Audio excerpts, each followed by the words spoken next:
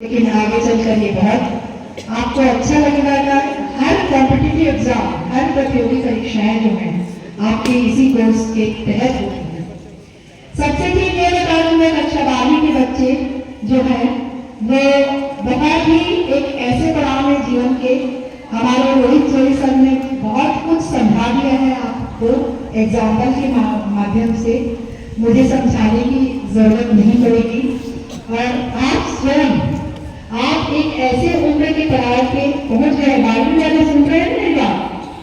तो ध्यान से सुनिएगा इस चीज को।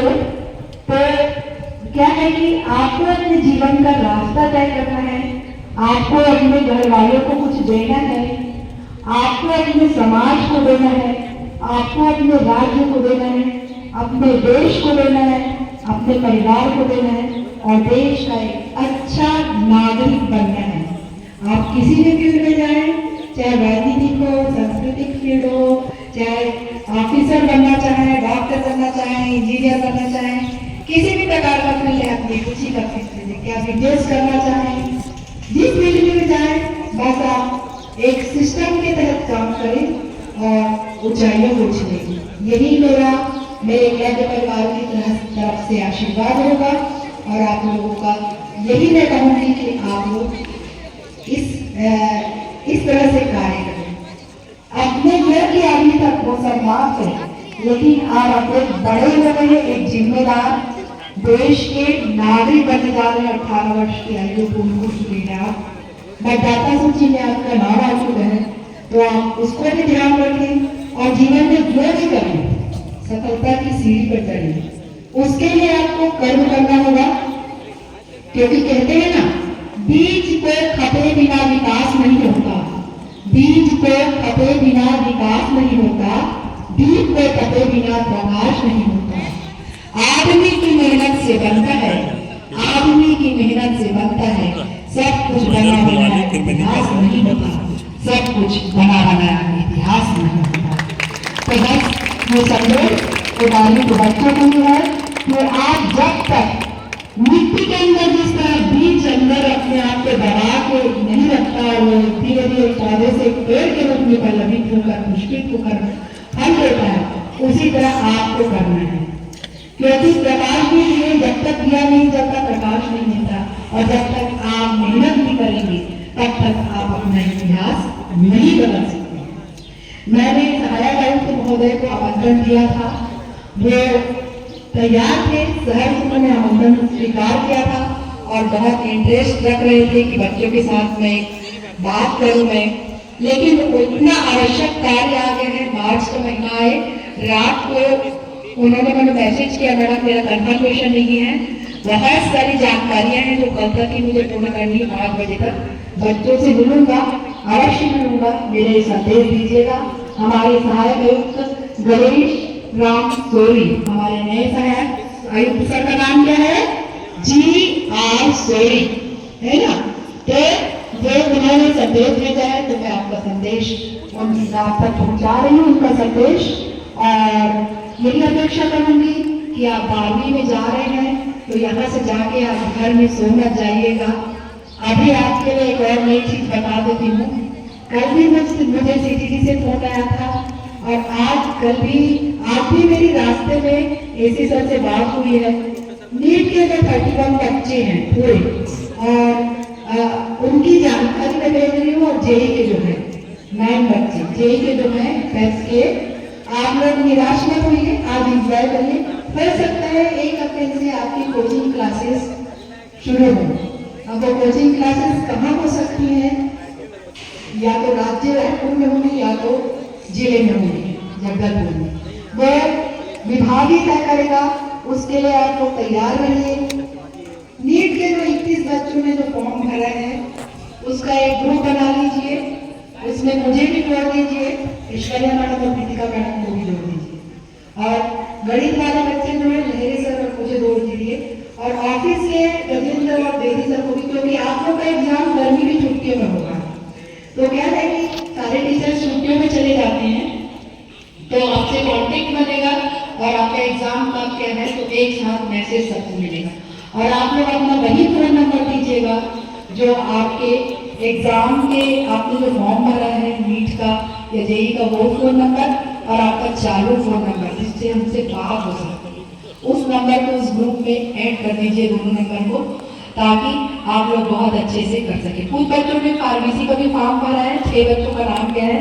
अगर कोई बच्चा नर्सिंग के फॉर्म के लिए इंटरेस्टेड है, वो भी जो वाकई में इंटरेस्टेड है, तो वाकई में परीक्षा नहीं जाता है, जो उस फील्ड में वाकई में जाना है वही फॉर्म भरे, तो वो नाम दे देंगे आज कृतिका मैडम को। इस बीच में ये बात मुझे आपसे करनी पड़ रही है, क्योंकि जरूरी है करनी, आप लोग फिर चले जाएंगे और एक साथ इकट्ठे मंच पर आप लोग से बात नहीं हो पाएगी, ठीक है। तो बस मैं ये कहूँगी बाकी वाले बच्चे कि आप इस संस्था से हमेशा से जुड़े रहोगे, हम कभी आपको नहीं भूलेंगे और आशा करते हैं कि आप भी अपने गुरुजनों को, अपने अधीक्षक सर को, अपने कर्मचारी गण को और अपने संस्था प्रमुख को, मैडम को नहीं भूलेंगे, याद रखेंगे। कभी भी किसी भी मोड़ पर मिलेंगे तो याद रखेंगे, वो हमारे लिए सबसे बड़ा खुशी का पल होगा।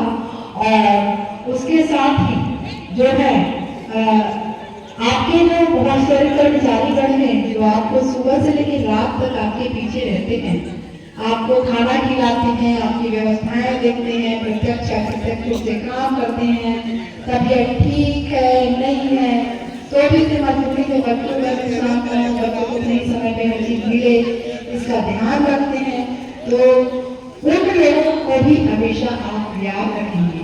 टाइम टू टाइम मिलेगा। कल एक वाक्य हुआ, मैं गई state bank of India Jagdalpur में थी, संस्था के कार्य से थी, केसी से वहां गई थी और मैं खाना नहीं खाई थी, 3:30-4 बजना था उस समय था, और मेरे पास साधन की व्यवस्था नहीं थी, जो भी कारण है मेरी गाड़ी थोड़ी सी प्रॉब्लम में आ गई, तो मैं बैठी हुई थी, 2 संतरे रखी थी, एक संतरे खाई हुई एक रखा होता। अचानक से एक बच्चा ऊपर आया वेल मिनट तरीके से और वाकई मेरे पैर छुआ, तो ऊपर से नीचे तक मैं देखी और मैं बोली अरे मैं चेहरे से पहचान गई लेकिन नाम नहीं याद। तो वो कौन था? मैंने तो वही बच्चे में डांस करते थे। बोले हाँ मैडम मैं वही हूँ। तो कैलाश था, मुझे बहुत अच्छा लगा। उसने मेरे साथ एक फोटो भी ली, मैडम आपके साथ फोटो लूंगा मैं करके, और मैं बोली क्या कर रहे हो? DRDO में कर रहा है कुछ, बोला वो। फिर उसके बाद मैं बोली बेटा तुम मेरे को छोड़ सकते हो क्या, भोजन नहीं हुआ है मेरा, मेरे को केसी सर की मीटिंग करनी फिर वापस जाना है। बिल्कुल मैडम आपको छोड़ दूंगा, कहाँ पर छोड़ना है। उसने मेरे को छोड़ा तो मुझे बहुत अच्छा लगा कि ये मेरे एकलव्य आदर्श आवासीय विद्यालय के ये बच्चे हैं पास आउट, जो अपनी सामाजिकता के साथ ना वो अपने संस्था की शिक्षा देने को भूले हैं, ना वो अपने संस्था को भूले हैं, ना वो अपने कर्तव्य को और अपने जो नैतिक आचरण को नहीं भूले हैं। मैं वो कहाँ से देखा, मेरे को मैं बैठी थी अपने में बिजी थी, काम कर रही थी उस समय में, सारा चीज डॉक्यूमेंट्स देख देख के मैं उसको देख रही थी सही है कि, लेकिन वो आया, मुझे बहुत खुशी हुई और बोला मैडम जरूर मिलूंगा, आऊंगा, कभी संस्था आया कर। तो आप लोगों से भी यही अपेक्षा करूंगी, आप जहाँ ही कहीं भी हो, अपने संस्था को, अपने गुरुजन को, अपने यहाँ पर जिन्होंने आपको 6वीं से लेकर 12वीं तक पितृ मात्र का व्यवहार दिया है, परिवार का प्यार दिया है, कभी डांट दी है, कभी प्यार दिया है, कभी फटकार दिया है, एक अच्छा नागरिक बनाने की दिशा में एक कार्य किया, एक सामाजिक व्यक्ति बनाने के लिए कार्य किया, उसको मत भूलिए। और मैं यही शुभकामनाएं दूंगी कि आप सब के सब 12वीं में पास हो, अच्छे नंबरों से पास हो और पास होने के बाद अपने फील्ड पर जाए, जेईई मेंस के एग्जाम के लिए पूरे के पूरे आए, नीट के एग्जाम के लिए पूरे आए, फार्मेसी और जो भी पीटी में भी इन लोगों का भर चुका है फॉर्म, हम लोग को बता दें मैथ्स वाले 9 के 9 बच्चों का पीटी में फॉर्म भर चुका है, उस फॉर्म को भी आप लोग को करना है, मतलब एक फॉर्म को भरना ही नहीं है, परीक्षा देने आना है, वो सब करें। आप लोग को ढेर सारा आशीर्वाद, ढेर सारा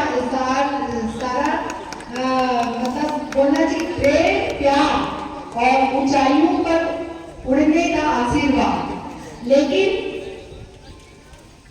क्या बोलते हैं जमीनी स्तर के साथ जुड़ा हुआ होना, उस तरह से आप लोग ऊंचाई ऊंचाइयों को छुए, आप लोग खूब तरक्की करें, आप अपने रास्तों को चुने और इस संस्था को हमेशा याद रखें। बस इसी आशीर्वाद के साथ, इसी के साथ मैं आप लोगों को कहूंगी कि पंथ दुर्गम दूर मंजिल तू अकेला है नहीं, राह चूमेगी कदम, अभियान करना चाहिए, अभियान करना चाहिए।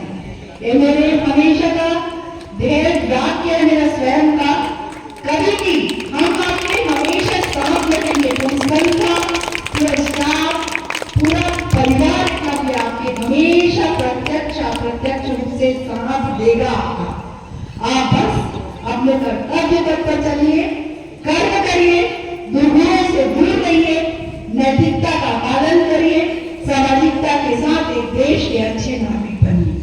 बस इसी के साथ मैं अपने वाणी को विराम दूंगी, इन्हीं लाइनों के साथ कि आप इन्हीं लाइनों के साथ मैं अपने वाणी को विराम देती हूँ। बस इतना कहकर मैं अपने वाणी को विराम देती हूँ। धन्यवाद। बहुत बहुत धन्यवाद आदरणीय प्राचार्य मैडम।